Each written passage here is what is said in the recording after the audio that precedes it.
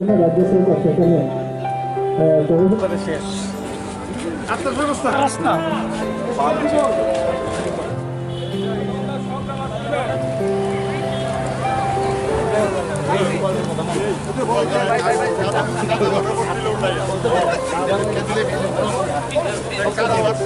Exam ही नहीं देंगे fail कैसे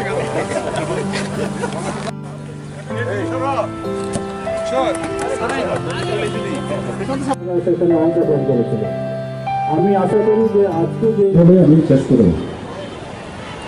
ইনফ্রাস্ট্রাকচার যদি না থাকে তাহলে আমার মনে হয় যে খেলাধুলা ভেরি ডিফিকাল্ট। একটা সময় আমরা যখন ব্যাডমিন্টন খেলতাম আমরা এটাকে আউটডোর গেম ত্রিপুরাতে বিশেষ করে আমরা ভাবতাম আউটডোর আমরা খেলতাম, কিন্তু আমার মনে আছে তখন এশিয়ার চ্যাম্পিয়ন ছিল।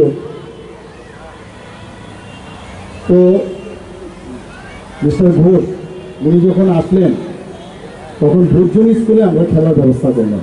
ইনডোর তো সম্ভব না, এদিকে যেহেতু ওয়াল টু ওয়াল ছিল, তো কাপড় দিয়ে এটাকে ইনডোরের মতো ব্যবস্থাপনায় আমরা সেই কাজটা দীপু ঘোষ উনি এসেছিলেন। তো আমরা খুবই ছোট, তো উনি তখন খেলার পরে আমাদেরকে বললেন শাটেল মারলে হাওয়ায় উড়ে যেত। তো আমরাও ভাবলাম না জানি কি আমরা অ্যারেঞ্জমেন্ট করলাম, উনি খুব খুশি হবে। তখন উনি বললেন যে ব্যাডমিন্টন কিন্তু একটা ইনডোর গেম, একটা ইনডোর স্টেডিয়াম দরকার। শেষ পর্যন্ত আমাদের কাছে তাদের কাছে যাব, তো তুলসীবতী স্কুলের যে হলটা ছিল সেখানে আমরা খেলা প্র্যাকটিস করলাম। তো বুঝলাম যে না, আমরা যেমন সিজনাল গেম 365 দিনের খেলা, এটা 365 দিনের খেলা ইনডোর। পরবর্তী সময় আমাদের আরসিসির মধ্যে ইনডোর আমাদের এই পরিশ্রমের ফসল, সেখানে ইনডোর স্টেডিয়ামও হয়, এখন আরও পাকাপোক্তভাবে হয়েছে। তদ্রুপ আগে যখন আমরা হাই জাম্প বা লং জাম্প দিতাম, সামনে যারা রয়েছেন প্লেয়াররা, প্রাক্তন প্লেয়ারগণ, সাংবাদিক বন্ধুরা, অভিভাবক বন্ধুরা, প্রত্যেককে আজকের এই অনুষ্ঠানে ঐতিহাসিক দিনে স্বাগত জানাচ্ছি, অভিনন্দন জানাচ্ছি এবং শুভেচ্ছা জানাচ্ছি। আমার এখনো মনে আছে যে এই উমাকান্ত মিনি স্টেডিয়াম আমরা সিদ্ধান্ত নিয়েছিলাম যে আগরতলা শহর এবং তার বাইরে সারা রাজ্যে সিনথেটিক ফুটবল টার্ফ আমরা তৈরি করব এবং যে কোনো সিজনে যাতে প্লেয়াররা ফুটবল খেলতে পারে, বৃষ্টি বাদল বা কর্দমাক্ত পরিবেশেও যেন ফুটবল খেলার মধ্যে ঘাটতি না দেখা দেয়, তার জন্য প্রয়োজনীয় ব্যবস্থা আমরা গ্রহণ করব। স্পেশাল অ্যাসিস্ট্যান্সে দিল্লিতে আমাদের প্রস্তাব পাঠানো হয়েছিল এবং আনুমানিক এই স্পেশাল অ্যাসিস্ট্যান্সে আমরা 4টা ফুটবল মাঠ উমাকান্ত, জিরানিয়া, মোহনপুর এবং বেলুনিয়াতে কাজ শুরু করেছিলাম, যেটা মণিপুর ইন্ডাস্ট্রিয়াল ডেভেলপমেন্ট কর্পোরেশন খোলা হচ্ছে। এবং ক্রীড়ামন্ত্রী বলেছেন সব কিছু, আর বলার তো বেশি কিছু নেই।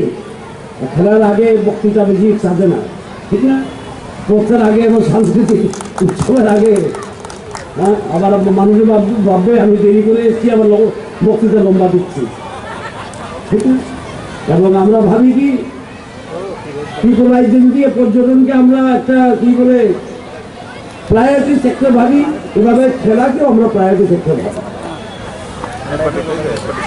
কারণ ভারতবর্ষে প্রমাণিত হয়ে গেছে নর্থ ইস্ট, উত্তর পূর্ব অঞ্চল is the dynamo of sports. আমাদের মন্ত্রী বলছিলেন যদি মণিপুর পারে, নাগাল্যান্ড পারে, মেঘালয় পারে, আমরা পারবো না কেন? এটার জন্য পরিকাঠামো তৈরি করতে হয়।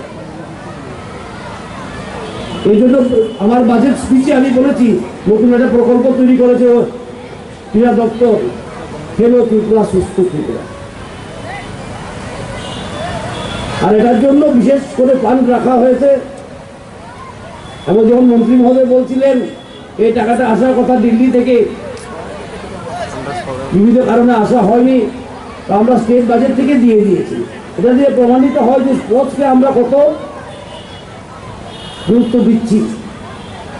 কারণ স্পোর্টস আগে আমরা সবাই ছিল স্পোর্টস এক্সট্রা কারিকুলার অ্যাক্টিভিটি, আমরা বলতাম এটা কি এক্সট্রা কারিকুলার অ্যাক্টিভিটি। এখন কিন্তু স্পোর্টস কারিকুলার অ্যাক্টিভিটি হতে পারে। একটা প্রফেশন হতে পারে, একটা ক্যারিয়ার হতে পারে।